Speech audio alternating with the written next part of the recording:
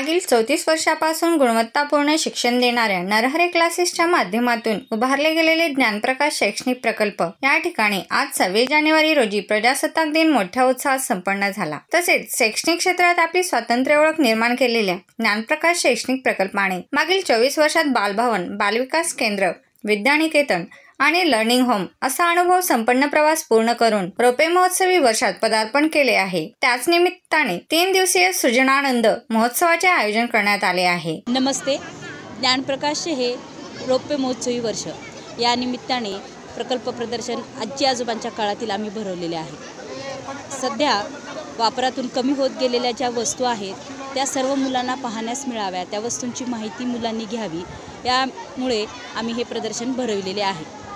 यासोबतच मुलांना काही इयत्ता 1ली ते 5वीपर्यंत क्रीडा गट ते बालगट 2 पर्यंतच्या मुलांनाही विविध प्रकल्प विषय दिलेले होते।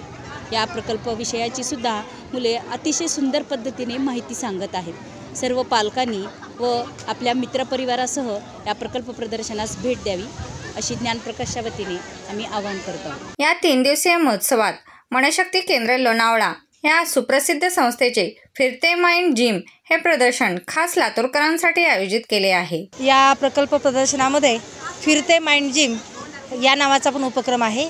हे पालकांनी व मुलांनी करून पाहणे यासाठीचा हा उपक्रम आहे। यासोबतच मुलांना जवळून पाहता येण्यासाठी आपल्या परिसरातील वेगवेगळे व्यावसायिक इथे एकत्र मुलांना पाहता येणार आहेत आणि या उपक्रमामध्ये मुलांना वेगवेगळ्या गोष्टी पाहता आणि अनुभवता देखील येणार आहेत। या ज्ञानप्रकाशच्या आगळ्या वेगळ्या प्रकल्प प्रदर्शनास आपण आवर्जून भेट द्यावी। हे प्रदर्शन 26, 27 व 28 जानेवारी रोजी 10 ते 5 या वेळेत सर्वांसाठी खुले असणार आहे। यात आजी आजोबांच्या काळातील वापरातून कमी होत गेलेल्या वस्तूंचे प्रदर्शन तसेच मुलांना कल्पकलेला व चिकित्सकतेला वाव देणाऱ्या अनेक प्रकल्पाचे प्रदर्शन मांडण्यात आले आहे। हे प्रदर्शन लहानापासून मोठ्यापर्यंत सर्वांसाठीच खुले आहे। पाहूया काही क्षणचित्रे।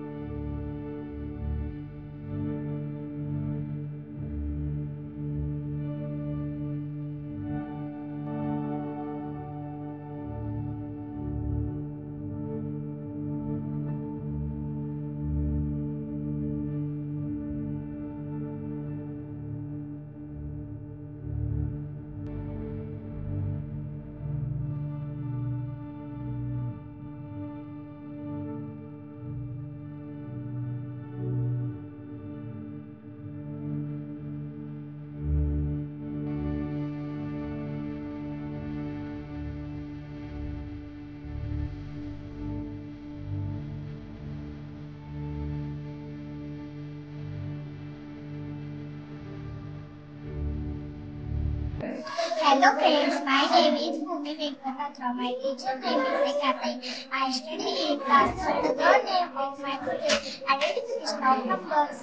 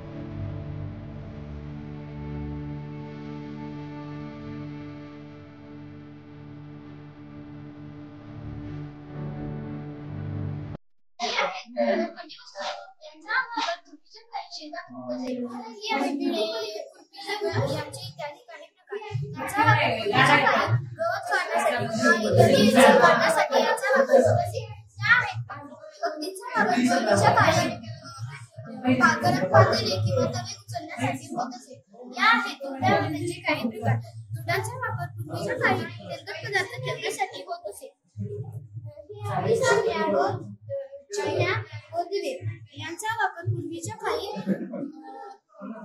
साठी होत असे।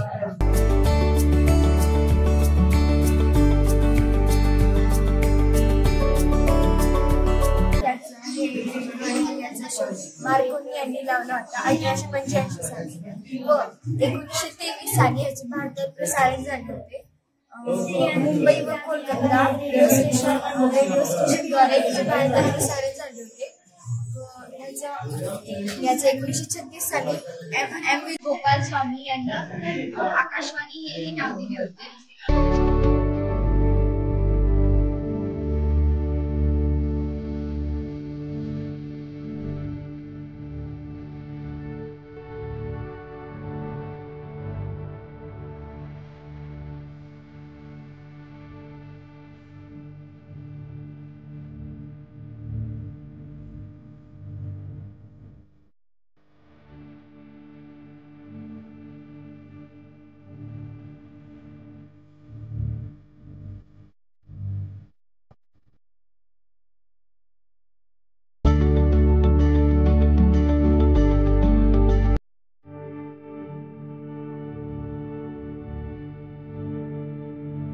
माझ्या शाळेचे नाव ज्ञानप्रकाश बालिका स्कूल.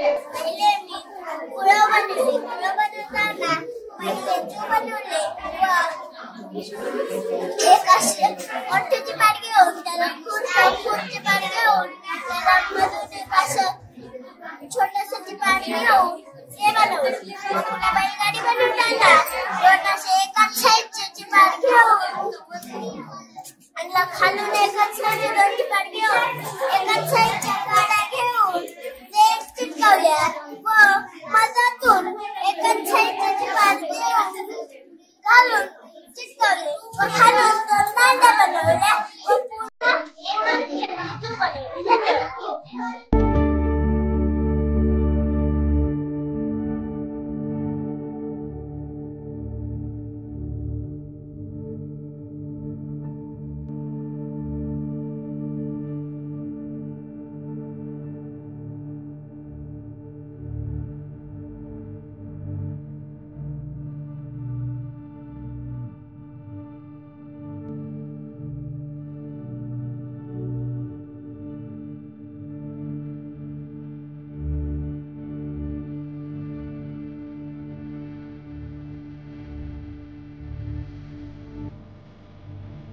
सर्वात लेटेस्ट अपडेटसाठी आजच महालाईव्हच्या यूट्यूब चॅनलला सबस्क्राईब करा आणि बेल आयकॉन प्रेस करायला विसरू नका.